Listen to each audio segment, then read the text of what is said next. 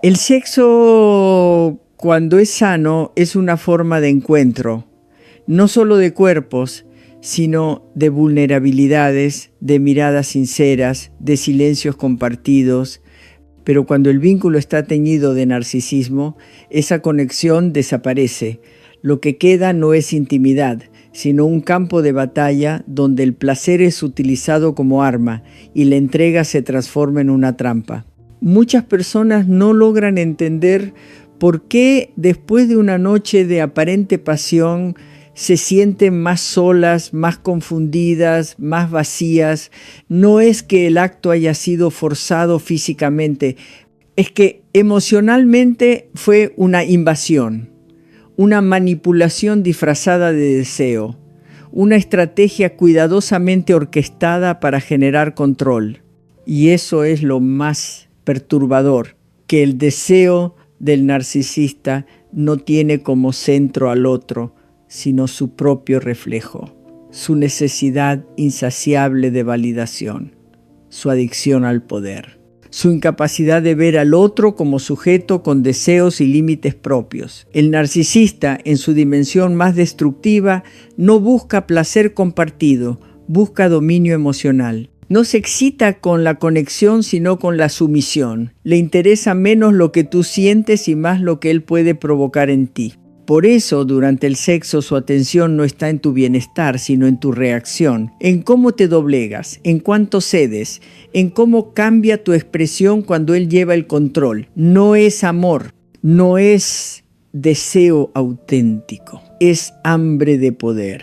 Y eso deja marcas, no siempre visibles, no siempre físicas, pero sí profundas, porque algo dentro de ti empieza a apagarse, a desconfiar, a preguntarse si eso es lo que realmente querías, si ese consentimiento fue libre o fue el resultado de un desgaste emocional prolongado. Es difícil ponerle nombre a esta violencia cuando viene disfrazada de pasión, porque nadie te enseñó a cuestionar un deseo que parece mutuo, pero tu cuerpo lo sabe, tus emociones lo saben. Esa sensación de vacío después del encuentro, esa angustia inexplicable, esa desconexión que crece, no son casualidad. Son señales de que lo que allí ocurrió no fue amor, ni siquiera placer, fue control, fue estrategia, fue una forma de atraparte sin que lo notaras. Y una vez que estás allí, dentro del juego, todo empieza a girar en torno a su placer, a sus tiempos, a sus reglas. Lo tuyo se vuelve secundario. Tus límites se vuelven molestos. Tus necesidades son vistas como debilidades que él puede usar en tu contra. Y lo más cruel es que desde afuera todo puede parecer normal, incluso ideal. Porque el narcisista suele construir una imagen de amante apasionado, seductor, irresistible. Pero detrás de ese encanto hay una desconexión radical con lo humano. Y cuando por fin logras ver eso, cuando conectas con esa sensación interna de haber sido usada, no solo sexualmente, sino emocionalmente, algo se rompe. No es el corazón, es la ilusión, y esa ruptura, aunque duele, es el primer paso para volver a ti, para reconocer que no estás exagerando, que lo que sentiste fue real, que el deseo, cuando es manipulado, se vuelve una forma de abuso sutil, invisible, pero profundamente devastadora. Una de las formas más perversas de manipulación en una relación con un narcisista ocurre en el terreno de lo íntimo. Es allí donde, bajo la excusa del deseo, se instalan dinámicas que no buscan conexión, sino confusión. El gaslighting sexual no se siente como una agresión directa al principio. Es sutil, casi invisible.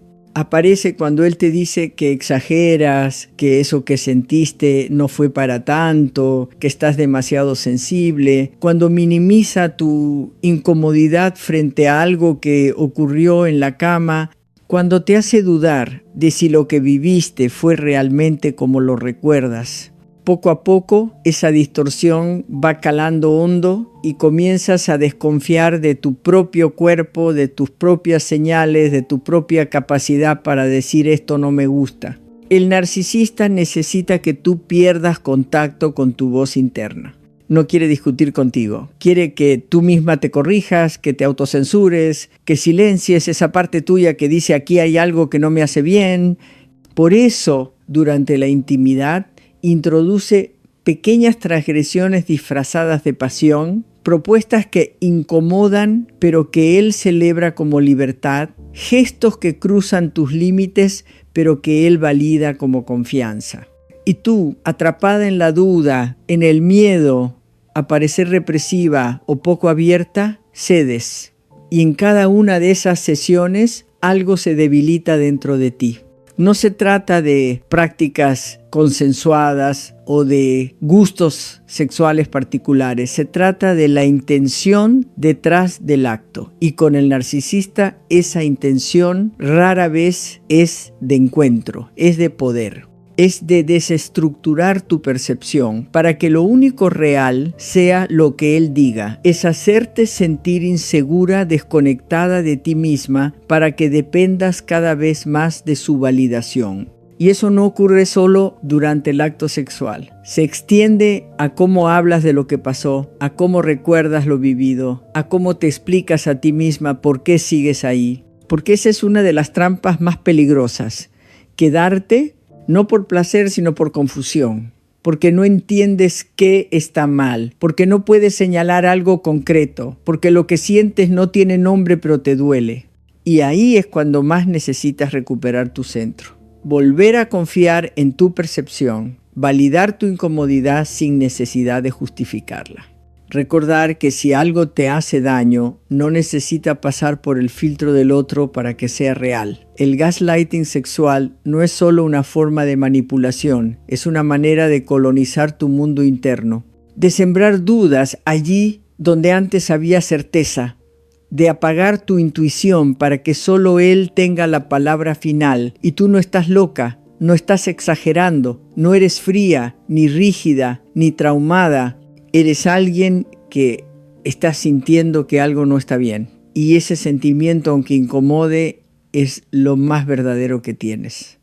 Sosténlo, escúchalo, porque es desde ahí que comienza tu recuperación. Cuando el otro deja de verte como persona y comienza a tratarte como un objeto, algo dentro de ti empieza a apagarse. No de inmediato, no con violencia evidente, sino con una sensación creciente de vacío. En las relaciones con narcisistas, esta deshumanización no ocurre de forma explícita.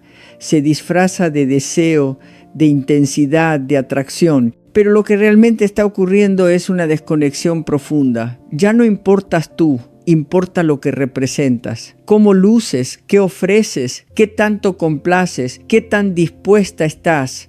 Y así, poco a poco, dejas de ser sujeto para convertirte en función. El narcisista no busca conocer tu mundo interno. No le interesa tu historia, tu sensibilidad, tus ritmos. No hay una danza compartida, hay una toma unilateral, una necesidad de obtener, de consumir, de usar. Y cuando eso se traslada al terreno sexual, lo que se rompe no es solo la intimidad, es el sentido mismo del encuentro. Ya no se trata de nosotros, se trata de él, de su placer, de su ego, de su control. Tú estás ahí, sí, pero no como alguien con deseos propios, sino como una extensión de su necesidad. Y lo más cruel es que muchas veces ni siquiera lo notas, porque él sabe cómo disfrazarlo de intensidad, de pasión, de química. Y en medio de esa aparente entrega, tú vas desapareciendo.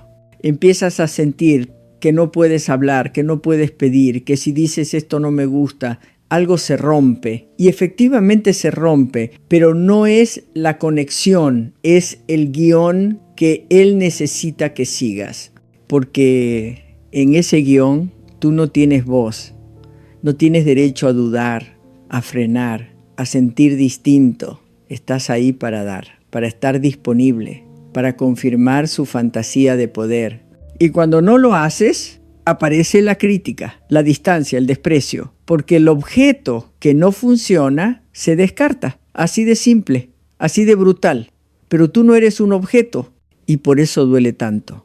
Porque algo dentro de ti grita que esto no es justo, que esto no es amor, que esto no es deseo real. Pero el entorno y a veces tú misma te dice que no es para tanto, que todas las parejas tienen diferencias, que a veces toca ceder y así se va normalizando lo inaceptable, se va tolerando lo intolerable, hasta que un día te das cuenta de que ya no te reconoces, que el deseo se convirtió en obligación, que la intimidad se volvió terreno hostil, que dar placer se convirtió en forma de evitar el conflicto. Y es ahí cuando empieza tu despertar. Cuando dices basta, aunque no tengas todas las respuestas. Cuando eliges verte de nuevo como alguien con derecho a decidir, a sentir, a marcar un límite. Cuando recuperas tu dignidad no desde la rabia, sino desde la conciencia, porque darte cuenta de que has sido tratada como objeto no te convierte en víctima eterna,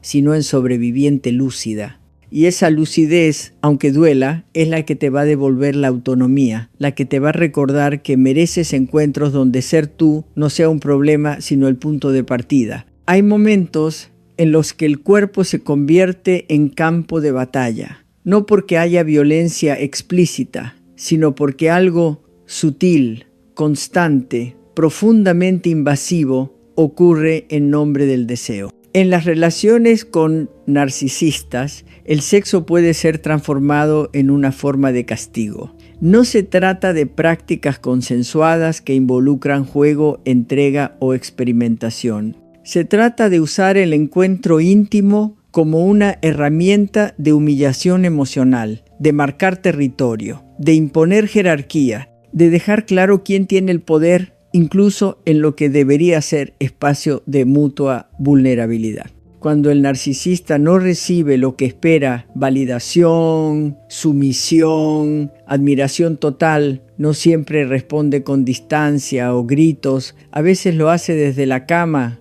castiga con silencio, con desinterés, con un rechazo calculado o, peor aún, con una entrega forzada, donde el sexo no nace del deseo, sino de la necesidad de demostrar que aún tiene control sobre ti. Y tú lo sientes, no porque sea agresivo abiertamente, sino porque la atmósfera cambia. El gesto ya no es tierno, el contacto ya no es cuidado, la mirada ya no busca conexión, busca sometimiento. Como si te dijera sin palabras, así aprendes quién manda aquí. Esa experiencia es profundamente confusa, porque desde fuera puede parecer una relación intensa, apasionada, pero por dentro tú sientes que algo está siendo roto, que lo que debería ser placer se vuelve mecanismo de dominación, que lo que debería ser encuentro se convierte en escenario de desigualdad. Y es tan difícil ponerle palabras, porque el dolor no está solo en lo que pasó, sino en cómo se justificó, en cómo él logra convencerte o convencer a los demás de que fue normal, de que fue una mala noche, de que tú estás demasiado sensible y vuelves a dudar, vuelves a callar, vuelves a aceptar migajas disfrazadas de pasión, pero tu cuerpo no miente y aunque quieras negarlo, aunque intentes adaptarte, algo dentro de ti empieza a cerrarse. Ya no deseas, ya no confías, ya no esperas, porque entendiste que cada acercamiento puede convertirse en arma, que cada gesto de entrega puede ser usado para hacerte sentir menos, para hacerte sentir propiedad, para hacerte sentir culpable. Y eso no es deseo, eso no es amor, eso es castigo. Aquí es donde comienza el verdadero desafío. Reconocer lo que duele, aunque no haya sangre. Validar lo que sentiste, aunque nadie más lo entienda. Nombrar lo que pasó, aunque no tengas aún todas las palabras, porque solo así puedes romper el ciclo. Solo así puedes dejar de ofrecer tu cuerpo como moneda de negociación emocional.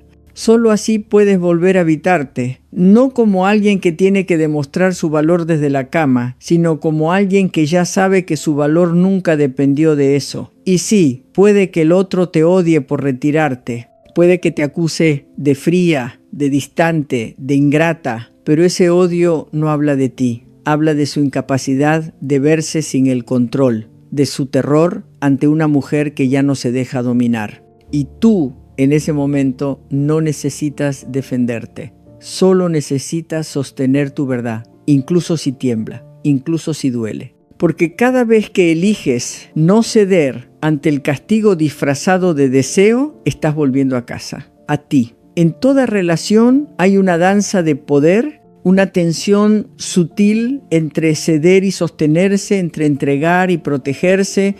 Pero cuando esa danza se transforma en una guerra encubierta, cuando uno de los dos necesita constantemente ganar, dominar, imponerse, ya no hay relación, hay una estrategia. Y en el caso del narcisista, esa estrategia se despliega con especial intensidad en el terreno sexual. Allí, más que intimidad, busca victoria, más que cercanía, busca ventaja. Y lo hace eligiendo cuidadosamente a sus parejas, no a las más compatibles, sino a las más vulnerables, las más moldeables, las más disponibles emocionalmente. Al principio puede parecer que te admira, que te valora, que te elige por tu inteligencia, por tu sensibilidad, por tu belleza. Pero pronto descubres que esa elección no fue por quién eres, sino por lo que puedes ofrecerle. Validación, obediencia, inseguridad, porque mientras tú crees que están construyendo algo, él está midiendo tu respuesta, evaluando cuánto puedes tolerar, cuánto puedes ceder, cuánto puedes soportar sin protestar, y cada vez que lo haces, cada vez que te adaptas, que justificas, que callas, él interpreta eso no como amor, sino como debilidad, como confirmación de que te tiene donde quiere. Y en ese juego siempre gana él, porque las reglas no son claras, cambian según su estado de ánimo, su necesidad de control, su capricho del momento. Hoy te busca con deseo, mañana te castiga con indiferencia. Hoy te elogia, mañana te critica. Y tú, intentando comprender, te desgastas, te esfuerzas, te preguntas qué hiciste mal. Pero lo cierto es que no hiciste nada mal, solo estás siendo parte de un juego al que nunca aceptaste jugar. Un juego en el que tu entrega es vista como derrota y tu resistencia como amenaza. Lo más cruel es que en el sexo esta dinámica se intensifica, porque allí estás más expuesta, más abierta, más vulnerable, y él lo sabe y lo usa, no siempre de forma explícita. A veces es una palabra dicha en el momento justo para desestabilizarte. A veces es un gesto que interrumpe la conexión cuando más la necesitas. A veces es una comparación, una broma, un cambio de actitud que te deja sola en medio del encuentro y tú confundida piensas que algo hiciste, pero no es eso, es él ejerciendo poder, mostrándote que puede darte y quitarte, que puede elevarte y rebajarte, todo con una frialdad que disfraza de deseo. Y cuando por fin te das cuenta de que no estás siendo amada, sino controlada, el impacto es devastador, porque implica reconocer que lo que tú entregabas desde el amor, el otro lo recibía como señal de sometimiento, que mientras tú buscabas intimidad, él buscaba ventaja, que mientras tú ofrecías tu cuerpo como puente, él lo usaba como campo de conquista. Y eso duele. Duele porque implica soltar la fantasía. Duele porque confronta tu propia necesidad de sentirte elegida. Pero también libera, porque ver el juego, aunque tarde, es el primer paso para dejar de jugar. Y cuando dejas de jugar, algo cambia. No afuera porque él seguirá intentando provocarte, controlarte, recuperarte, sino adentro. Cambia tu forma de verte, tu forma de entender el amor, tu forma de habitar tu cuerpo, porque ya no estás allí para que otro gane, estás para vivir tu deseo con libertad. Y eso, aunque le moleste, aunque lo confunda, aunque lo enoje, es tuyo. y no tiene precio a humillación. Cuando ocurre en privado ya es dolorosa, pero cuando se expone delante de otros adquiere una dimensión mucho más cruel. El narcisista, en su necesidad constante de superioridad, no se conforma con dominarte en la intimidad. Necesita que el mundo también lo vea como el que tiene el control. Por eso, en ciertos casos, la degradación emocional se vuelve pública. No siempre de manera evidente. A veces es un comentario con doble sentido frente a amigos, una broma sobre tu cuerpo que suena divertida pero te deja expuesta. Una revelación innecesaria sobre tu intimidad sexual, contada como si no tuviera importancia, como si fueras una anécdota más. Y tú, en ese momento, te congelas. No sabes si reírte, si enojarte, si retirarte, porque el contexto social te empuja a relativizar. Porque quizás todos lo celebran como humor, como confianza, como una pareja abierta, pero dentro de ti algo se rompe. No por lo que se dijo, sino por lo que implica que tu intimidad fue usada como espectáculo, que tu vulnerabilidad fue convertida en herramienta de autoafirmación para él. Que lo que compartiste en confianza ahora es parte de una narrativa que no controlas. El narcisista disfruta ese momento no necesariamente por el contenido sexual, sino por lo que representa: poder. Poder sobre ti, sobre tu imagen, sobre tu historia. Poder de instalar una versión de ti frente a los demás, de definirte, de moldear como otros te ven. Y en ese gesto, aunque parezca menor, hay una violencia simbólica profunda. Porque ya no se trata solo de ti y de él. Ahora hay testigos, y esos testigos, al reír o al callar, participan del juego sin saberlo. Y tú quedas atrapada entre dos opciones: seguir sonriendo para no incomodar o enfrentar la escena con toda la carga emocional que eso implica. Muchas veces eliges lo primero, porque estás cansada, porque no quieres discutir, porque sabes que si lo confrontas, él te hará ver como exagerada, como dramática, como insegura, y así normalizas lo que te hiere, lo archivas, lo entierras. Pero el cuerpo no olvida, la dignidad no olvida, el corazón no olvida. Y con el tiempo, esa acumulación de pequeñas humillaciones va erosionando tu autoestima. Ya no es solo en la cama que te sientes usada. Ahora es en la vida, en el grupo, en la pareja, porque la línea entre lo privado y lo público se ha borrado y tú te has vuelto parte del decorado, no del diálogo. Lo más difícil de este tipo de violencia es que nadie más parece notarla, porque él lo hace con encanto, con carisma, con una aparente complicidad, pero tú sabes, tú lo sentiste.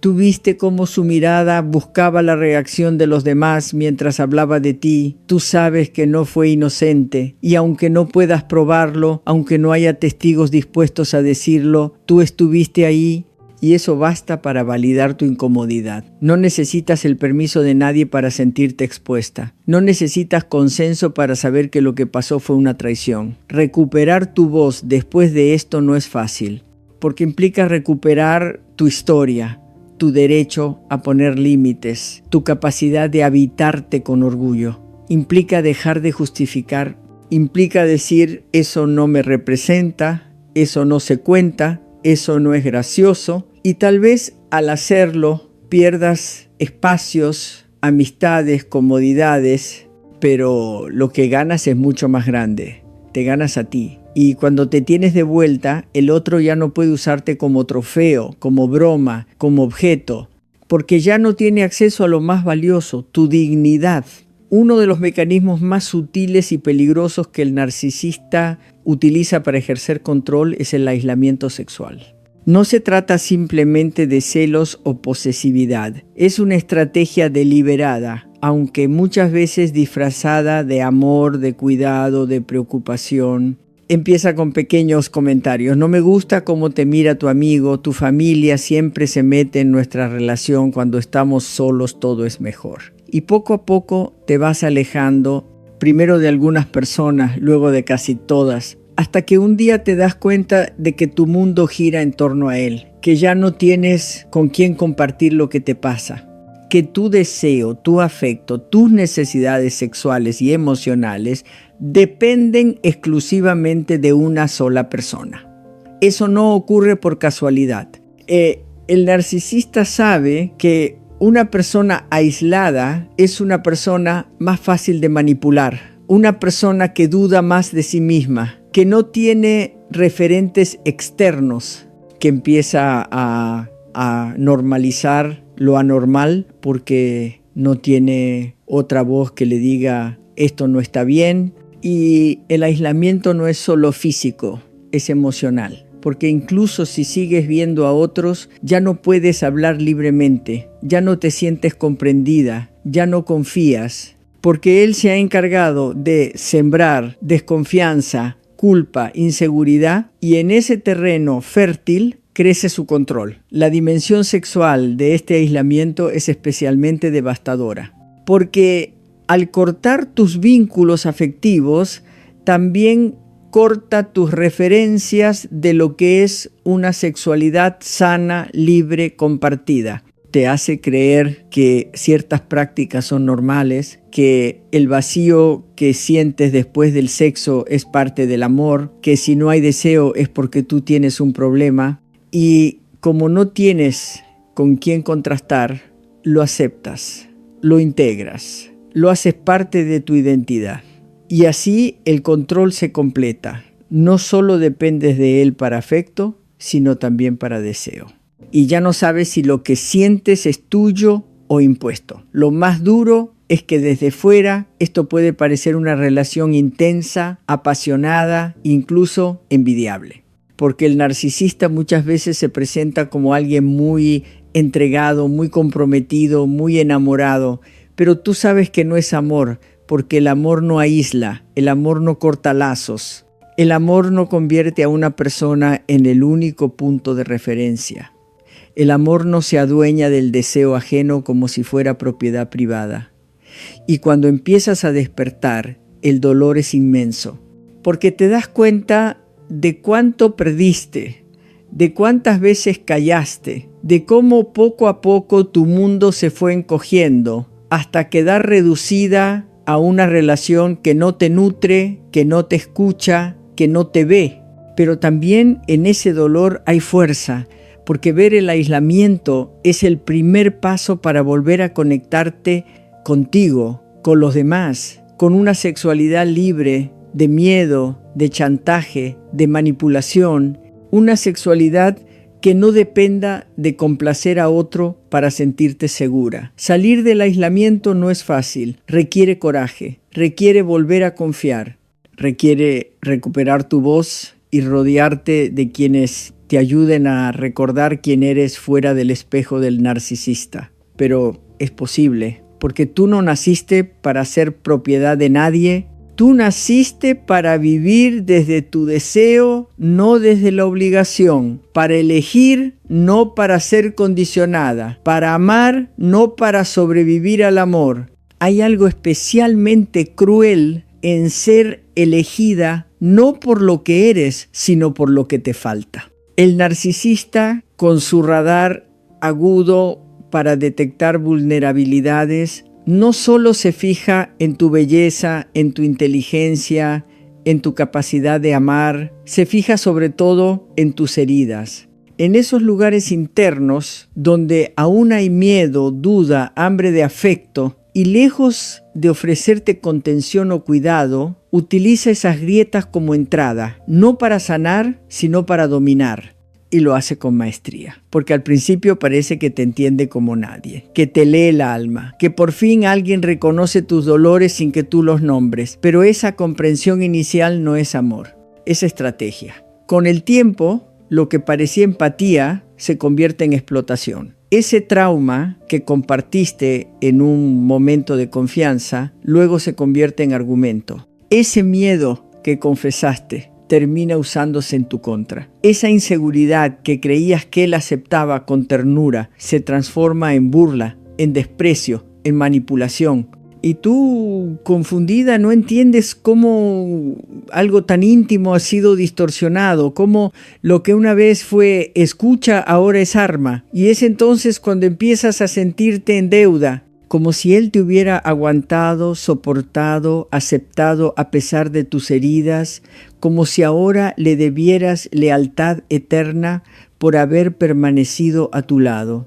Ese sentimiento de deuda no es real, pero sí es profundamente efectivo, porque te inmoviliza, porque te hace tolerar lo que no tolerarías en otro contexto, porque te hace pensar que tienes que compensar, que tienes que demostrar, que tienes que dar más. Y en ese dar constante te vas perdiendo, porque ya no actúas desde el deseo, sino desde el miedo, desde la culpa, desde una idea falsa de que estás en desventaja y por eso debes pagar con tu cuerpo, con tu entrega, con tu silencio. Y eso no es amor, es chantaje emocional encubierto, es un sistema donde tu dolor es la moneda de cambio, donde cuanto más frágil eres, más útil te vuelves para él, porque su poder no se construye sobre tu fortaleza, sino sobre tu vulnerabilidad. Y cuando empiezas a sanar, cuando empiezas a decir esto ya no me sirve, esto me hace mal, esto no me representa, entonces deja de verte como aliada, porque ya no puede manipularte, porque tu herida empieza a cerrarse. Y una mujer que ya no sangra, ya no se deja atrapar. Lo más triste de este proceso es darte cuenta de que tus traumas no fueron cuidados, sino explotados. Que lo que compartiste con confianza fue instrumentalizado, pero también allí nace una oportunidad, porque puedes decidir que ya no quieres seguir compartiendo tu intimidad con quien la usa como cuchillo. Puedes elegir que tu historia, por dolorosa que sea, no es excusa para que te maltraten, que tu sensibilidad no es debilidad sino poder, y que lejos de deberle algo a quien la explotó, te debes a ti misma una nueva forma de relacionarte. Una forma donde el otro no use tus grietas para entrar, sino que te ofrezca un espacio donde puedas respirar, crecer, ser, sin deudas, sin chantajes, sin miedo. Una de las formas más dolorosas de sentirse sola es estar al lado de alguien que está contigo pero no te ve. En las relaciones con narcisistas, este vacío emocional es constante, pero se vuelve aún más brutal en la intimidad sexual, porque el cuerpo está ahí, el contacto ocurre, los gestos pueden parecer intensos, pero algo falta, algo esencial, algo que no se puede simular, la conexión, el encuentro real, la presencia afectiva. Al principio quizás no lo notas. Tal vez confundes esa intensidad con pasión. ¿O crees que esa distancia emocional es una forma de misterio, de seducción?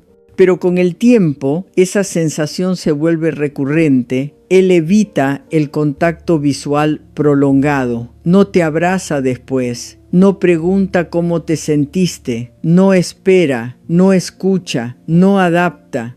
No se interesa realmente por tu experiencia. Porque en el fondo no estás allí con él, estás allí para él. Y ese matiz lo cambia todo. El sexo con un narcisista rara vez es mutuo.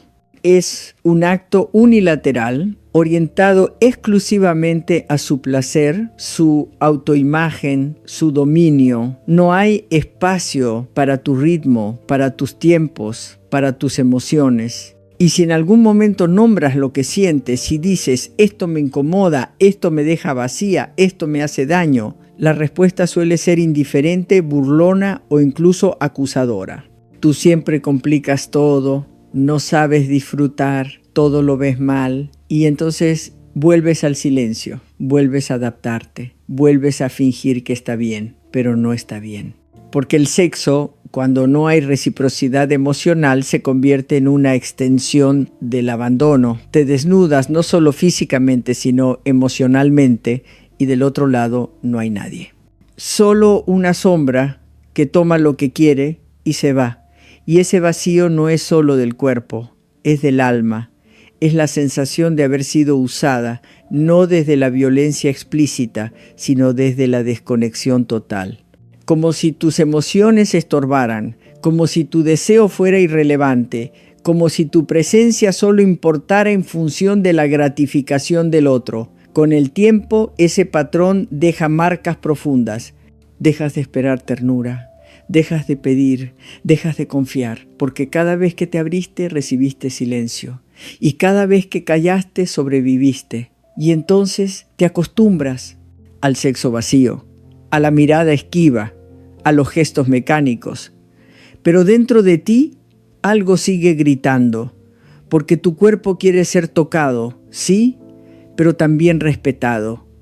Tu alma quiere ser vista, tus emociones quieren espacio, no para dramatizar, sino para habitar el encuentro con sentido. Recuperar esa conexión no empieza con el otro, empieza contigo, con escuchar de nuevo tus señales internas, con darte permiso para decir esto no me alcanza, esto no es para mí, con reconocer que el placer, cuando es real, incluye tu voz, tu ritmo, tu deseo. Y si el otro no puede o no quiere ver eso, entonces no es falta tuya, es límite suyo. Y tú no estás aquí para rogar por afecto ni para adaptarte al vacío. Estás aquí para vivir relaciones donde tu presencia sea bienvenida y no solo tolerada. Hay quienes coleccionan cuerpos como si fueran trofeos. No buscan historias, no buscan conexión, no buscan compartir la vida. Buscan conquista, cacería, confirmación externa de un valor que internamente no sienten. El narcisista, en su dimensión más dañina, convierte el deseo sexual en una misión de validación constante. No importa quién eres, sino a quién puedes sumar a su lista. No le interesa el vínculo, sino la imagen que puede construir a partir de él. No está contigo, está alimentando su ego. Y al principio eso puede parecer seducción. Puede confundirse con deseo, con carisma, con magnetismo, pero con el tiempo se vuelve evidente. No hay profundidad, no hay curiosidad genuina por ti. No hay espacio para construir algo con sentido. Solo hay una carrera por obtener más aplausos, más atención, más conquistas. Y si tú comienzas a notar esto, si comienzas a hacer preguntas, a pedir reciprocidad, a sugerir intimidad real, te conviertes en un obstáculo. Y el narcisista no tolera obstáculos. Los elimina, los reemplaza, los degrada. En este patrón, el sexo es solo un medio, un terreno de manipulación donde tú pasas de ser deseada a ser ignorada sin transición, donde una traición no es un error, sino una estrategia, donde la infidelidad no es fruto de debilidad, sino de cálculo, de necesidad de control, de mantenerte insegura, en competencia constante, dudando de ti misma, porque mientras tú dudas, él domina. Mientras tú te esfuerzas por recuperar su atención, él sigue ampliando su red de validación. Y no importa cuántas veces lo confrontes, siempre tendrá una excusa. Siempre logrará hacerte sentir que algo de eso es culpa tuya.